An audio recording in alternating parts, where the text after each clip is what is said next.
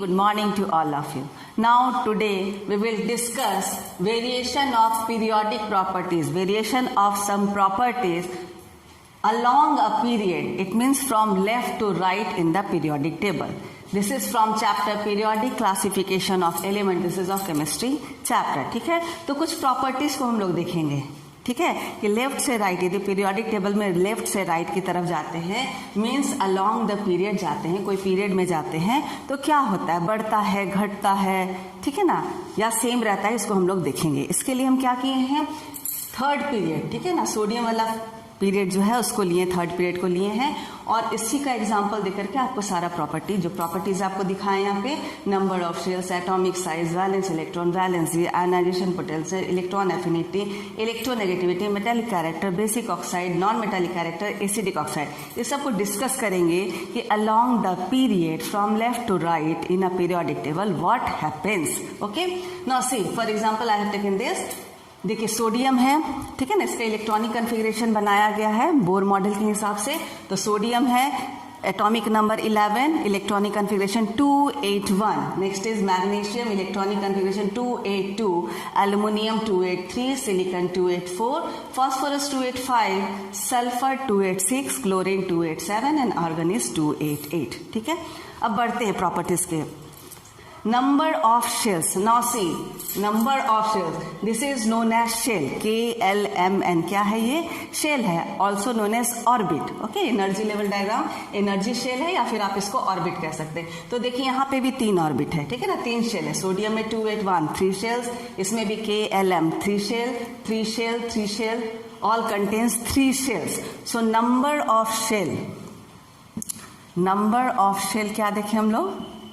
Same, remains same as we go from left to right. Okay, next is atomic size. ठीक है, तो देखिए क्या लग रहा है, यहाँ भी 3 शेल है, यहाँ भी 3 शेल है, यहाँ भी 3 शेल, यहाँ भी 3 शेल, सब में 3 शेल है. ठीक है, तो क्या होगा, देख के लगता है कि एटॉमिक साइज भी सेम होगा, पर ऐसा नहीं होता है. यहाँ पे देखिए लास्ट में आपका कितना है, 1 इलेक्ट्रॉन है. लास्ट शेल में है there is 2 electron, 3 electron, 4 electron, 5, 6 and 7 electron. यहीं तक के अभी बात कर रहे हैं साइज के बारे में, ठीक है ना, फिर ऑर्गन का हम अलग से आपको बताएंगे. तो एटॉमिक साइज क्या होता है, यहाँ पे देखिए जो बीच में क्या होता है, न्यूक्लियस होता है. न्यूक्लियस में क्या क्या होता है, neutron and proton. We know that neutron is neutral in nature and proton is positively charge. तो यहाँ पे पॉजिटिव चार्ज कितना है, 11. यहाँ पे कितना है, 12, 13, 14, 15, 16 एंड 17. तो यहाँ पे जो पकड़ने के लिए, जो इलेक्ट्रॉन को कैच करके अट्रैक्ट करके रखने का है, यहाँ पे कितना है, 11 पॉजिटिव चार्ज उसको पकड़े हुए. यहाँ पे 12, यहाँ पे 13, 14, 15, 16, 17. तो ये जो 17 प्रोटॉन इलेक्ट्रॉन को अट्रैक्ट किए हुए है, नेचुरली की ज्यादा होगा. This is known as nuclear charge. ये जो अंदर में है इसको क्या कहा जाता है, न्यूक्लियर चार्ज. Nuclear charge. तो यहाँ पे क्या है, 17 प्रोटॉन है, ज्यादा, सबसे ज्यादा पॉजिटिव यहाँ है. तो सबसे ज्यादा अट्रैक्ट करने का कैपेसिटी किसमें है, क्लोरीन में है. ठीक है, सो लेफ्ट टू राइट यदि हम जाते हैं तो क्या होता है, number of electron is increasing but number of shell is not increasing. और क्या हो रहा है, टेंडेंसी जो है अट्रैक्ट करने का, न्यूक्लियर चार्ज क्या हो रहा है, इंक्रीज कर रहा है. As we move from left to right, left से राइट में जा रहे हैं तो क्या हो रहा है, न्यूक्लियर चार्ज इंक्रीज कर रहा है, अट्रैक्ट करने का टेंडेंसी इंक्रीज हो रहा है. So the size will shrink. Size क्या होगा, डिक्रीज करेगा. Atomic size decreases. Atomic size क्या होगा, डिक्रीज करेगा. Now see valence electron. Now what is valence electron, valence electron is the electron present in the outermost shell. Valence shell, जो valence shell में, last shell में जितना electron होता है उसी को क्या कहा जाता है, valence electron. So it contains 1, 2, 3, 4, 5, 6, 7 and 8. So valence electron will increase. Valence electron increases. Valence increases from 1 to 8. After that, valency. Now what is valency? Valency is the combining capacity of an atom. तो यहाँ पे क्या है, 1, तो इसका combining capacity भी 1 होता है. ठीक है ना, वैलेंस इलेक्ट्रॉन यदि 1, 2, 3, 4 है तो उसका वैलेंसी भी 1, 2, 3, 4 ही होता है. मीन्स कंबाइनिंग कैपेसिटी भी वही हो जाता है जो वैलेंस इलेक्ट्रॉन का नंबर होता है. तो यहाँ पे क्या है, valence electron 1, valency is 1, valence electron 2, valency is 2, valence electron 3, valency is also 3, valence electron 4, valency is also 4. But in case of this, valence electron is 5, but valency is 8 minus 5 is equal to 3. Here, valence electron is 6, valency is 8 minus 6 is equal to 2. Here, valence electron 7, valency is 8 minus 7 is equal to 1 and last 8 minus 8 is equal to 0. तो क्या हम लोग देख रहे हैं कि valency पहले increase कर रहा है. First valency increases from 1 to 4 and then it decreases to 0.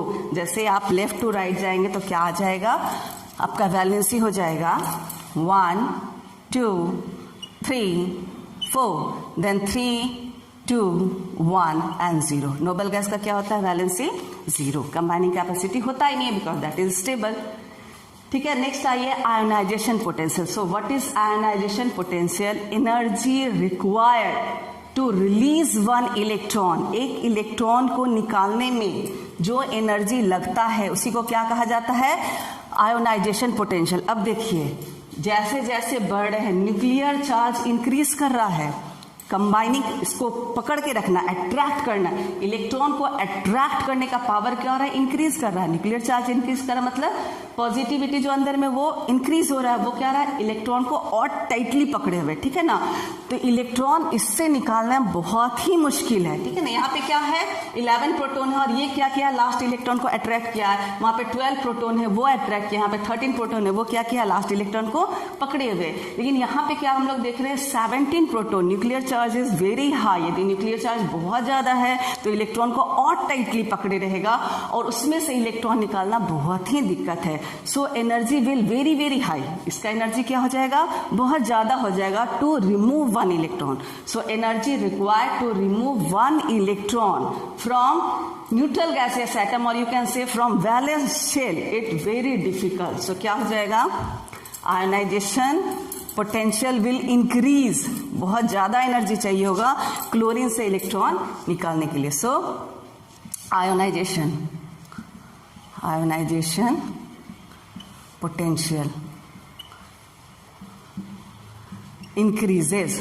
Ionisation potential क्या होगा, इंक्रीज करेगा. Okay, next see what is electron affinity. Electron affinity को देखेंगे. First you know what is electron affinity. Electron affinity is the amount of energy releases when an atom is added to neutral gaseous atom. और यह जान लीजिए कि last shell में जब electron आता है, ठीक है, तो जो एनर्जी निकलता है, तो जिसको इलेक्ट्रॉन चाहिए होगा उसी से तो एनर्जी निकलेगा.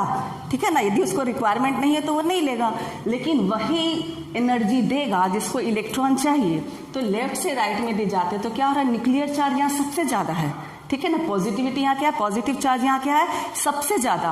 तो सबसे ज्यादा वो क्या करेगा, इलेक्ट्रॉन को अपने तरफ अट्रैक्ट करेगा. अपने लास्ट शेल में इलेक्ट्रॉन ये क्या करेगा, सबसे ज्यादा अट्रैक्ट करना चाहेगा और सबसे ज्यादा एनर्जी रिलीज करेगा. ठीक है, जहां न्यूक्लियर चार्ज ज्यादा होगा वहीं इलेक्ट्रॉन का अट्रैक्शन होगा और उसी में सबसे ज्यादा, क्योंकि वो सबसे आराम से क्या करेगा, इलेक्ट्रॉन को अट्रैक्ट कर लेगा. और क्योंकि इलेक्ट्रॉन आराम से अट्रैक्ट कर लिया तो एनर्जी, खुशी से वो एनर्जी बहुत देगा. ठीक है, तो ये क्या करेगा, सबसे ज्यादा अट्रैक्ट करेगा. और इसका इलेक्ट्रॉन एफिनिटी, एफिनिटी मतलब होता है लव, चाहत. ठीक है ना, तो इसको क्या है, इलेक्ट्रॉन एफिनिटी सबसे ज्यादा है तो ये सबसे ज्यादा एनर्जी क्या करेगा, देगा. सो electron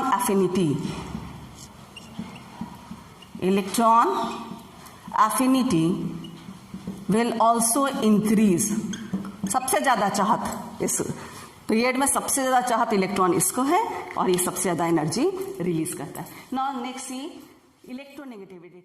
Next is electronegativity. Now what is, first you know what is electronegativity. Okay, tendency of an atom to attract the shared pair of electrons towards itself. तो कौन सबसे ज्यादा इलेक्ट्रॉन को खींच सकता है, जिसके पास पॉजिटिव ज्यादा है, जिसका न्यूक्लियर चार्ज ज्यादा है. लेफ्ट से राइट में जाएंगे, देखिए क्या यहाँ पे 11 प्रोटोन है, 11 positive charge, 12 positive charge, 13, 14, 15, 16 and 17 positive charge. तो देख के ही लगता है इसका न्यूक्लियर चार्ज ज्यादा है तो क्या करेगा, इलेक्ट्रॉन को ज्यादा खींच सकेगा. ठीक है, so tendency of an atom to attract the shared pair of electron. देखिए दोनों में अंतर है. इलेक्ट्रॉन एफिनिटी क्या होता है, टू एक्सेप्ट इलेक्ट्रॉन एफिनिटी क्या, एक्सेप्ट कर लेना, इलेक्ट्रॉन को एक्सेप्ट करके अपने शेल में ले आना। और इलेक्ट्रोनेगेटिविटी क्या है, to attract, only to attract the shared pair of electron towards itself. तो यहाँ पे क्या हो रहा है, सबसे ज्यादा प्रोटॉन है न्यूक्लियस में, सबसे ज्यादा प्रोटॉन है, न्यूक्लियर चार्ज सबसे ज्यादा है, तो क्या होगा, electronegativity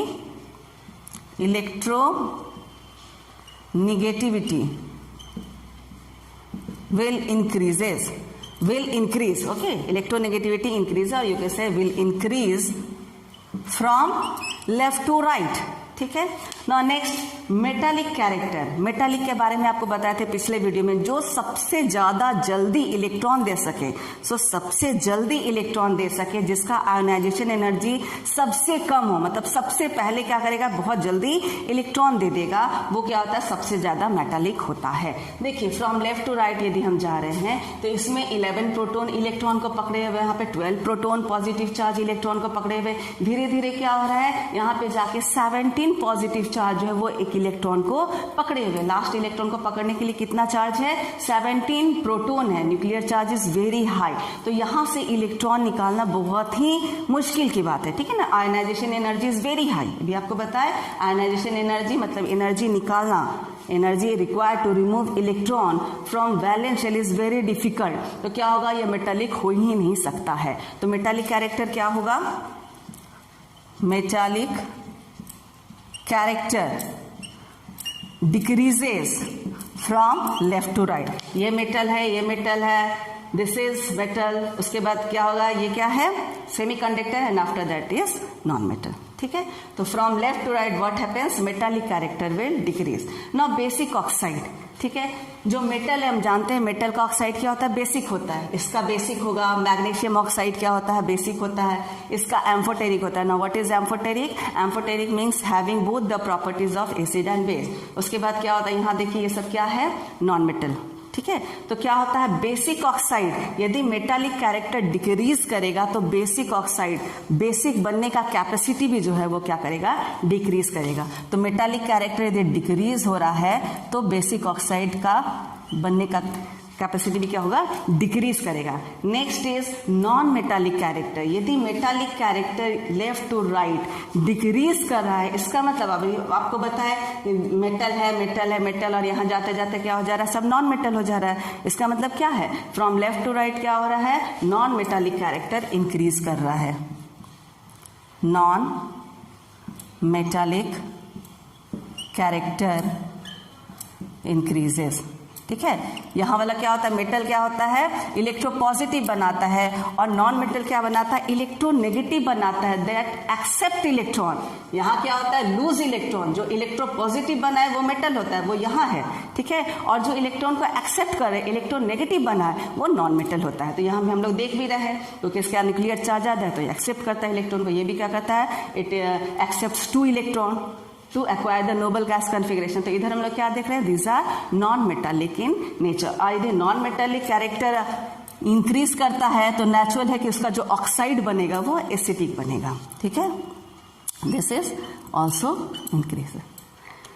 so this is all about along a period what happens to the properties, okay, from left to right. Number of shell देख लिया आप, सेम है। एटॉमिक साइज क्या हो रहा है, डिक्रीज कर रहा है। वैलेंस इलेक्ट्रॉन क्या हो रहा है, वो भी आप देख रहे हैं, इंक्रीज कर रहा है। वैलेंसी के बारे में बता दिए, पहले इंक्रीज करता है from 1 to 4 and then decreases to 0। Ionisation potential बता दिए, क्या होता है, इंक्रीज करता है, इससे इलेक्ट्रॉन निकालना बहुत ही दिक्कत है। इलेक्ट्रॉन एफिनिटी भी क्या होता है, इसमें इलेक्ट्रॉन डालने से सबसे ज्यादा एनर्जी देता है, क्योंकि इसका एफिनिटी, अट्रैक्शन, इलेक्ट्रॉन के प्रति इसका अट्रैक्शन, चाहत बहुत ज्यादा है। इलेक्ट्रोनेगेटिविटी भी आपको बता दिए, क्या होता है, इंक्रीज करता है, क्योंकि न्यूक्लियर चार्ज ज्यादा है तो इलेक्ट्रॉन अट्रैक्ट करने का टेंडेंसी भी इसका ज्यादा है। मेटालिक कैरेक्टर ऐसे जाएंगे तो डिक्रीज करेगा, तो मेटल ऑक्साइड भी डिक्रीज करेगा। नॉन मेटालिक कैरेक्टर इंक्रीज करेगा तो उसका एसिडिक जो बनता है एसिड का वो भी इंक्रीज करेगा। So this is all about the properties from left to right along a period. Now see some exceptions case है आपका, किसमें, आर्गन के केस में। This argon is noble gas, helium, neon, argon, krypton, xenon, radon, ये सब क्या है, this are noble gases. जिस भी पीरियड में आता है ये थोड़ा सा क्या करता है, थोड़ा सा एक्सेप्शनल केसेस के साथ हो जाता है, ठीक है। ना सी इसका अलग से आपको बता देते कि आर्गन का कैसे होता है, क्या होता है। नंबर ऑफ शेल्स वो तो आपको दिख ही रहा है, जैसे सबका 3 है इसका भी वैसे ही है, तो नंबर ऑफ शेल क्या होगा, सेम होगा, जैसे सबका है वैसा ही इसका भी होगा ना। एटॉमिक साइज, एटॉमिक साइज क्या होता है, यहाँ हम लोग देख रहे हैं एटॉमिक साइज डिक्रीज करता है क्योंकि न्यूक्लियर चार्ज इंक्रीज कर रहा है, अट्रैक्शन ज्यादा हो रहा है, तो क्या हो रहा है, साइज का श्रिंक कर जा रहा है। लेकिन इस केस में आप देखेंगे कि ये फुलफिल है, ठीक है। आर्गन में क्या होता है 2 8 8। अब यहां भी 8 इलेक्ट्रॉन्स है, यहां भी क्या है 8 इलेक्ट्रॉन्स है, और नेक्स्ट है लास्ट शेल में भी क्या है 8 इलेक्ट्रॉन्स। ये स्टेबल है और दोनों ही लास्ट के दोनों शेल में 8 इलेक्ट्रॉन्स है, तो रिपल्शन शुरू हो जाता है, इलेक्ट्रॉन इलेक्ट्रॉन के बीच में रिपल्शन शुरू हो जाता है। रिपल्शन शुरू हो जाता है, सब एक दूसरे को रिपेल करने लगता है, रिपेल करने लगता है तो दूर दूर जाने लगता है, और इसका साइज क्या होता है क्लोरीन के रिस्पेक्ट में इंक्रीज कर जाता है, ठीक है, due to repulsion.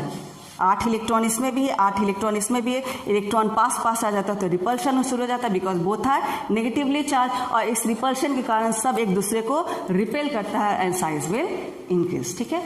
Valence electron, valence electron तो दिख ही रहा है, जो लास्ट शेल में जितना इलेक्ट्रॉन रहेगा वही इसका वैलेंस इलेक्ट्रॉन।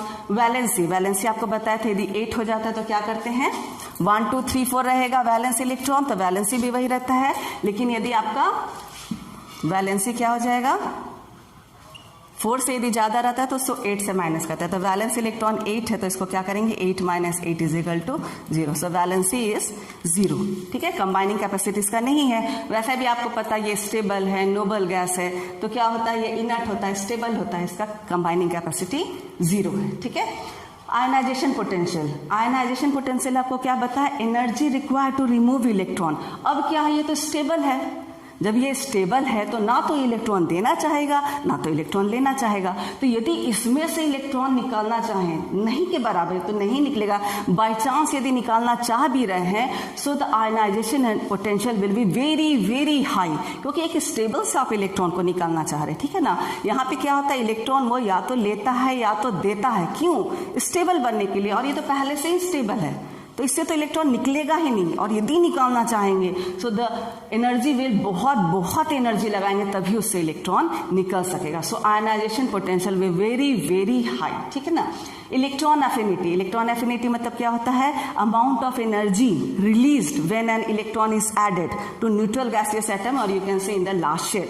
तो यहाँ पे तो इसको इलेक्ट्रॉन चाहिए ही नहीं, ठीक है 18 प्रोटॉन है, इससे ज्यादा प्रोटॉन है तो क्या होना चाहिए, इसको और एक्सेप्ट करना चाहिए था, लेकिन ये तो स्टेबल है। लास्ट में क्या है, इसका पहले से इलेक्ट्रॉन 8 है, इसको और इलेक्ट्रॉन चाहिए नहीं, इसको कोई एफिनिटी नहीं है, इसको कोई चाहत नहीं है, कोई लव नहीं है टुवर्ड्स इलेक्ट्रॉन, ठीक है। तो इलेक्ट्रॉन एफिनिटी क्या हो जाएगा, डिक्रीज कर जाएगा, ठीक है।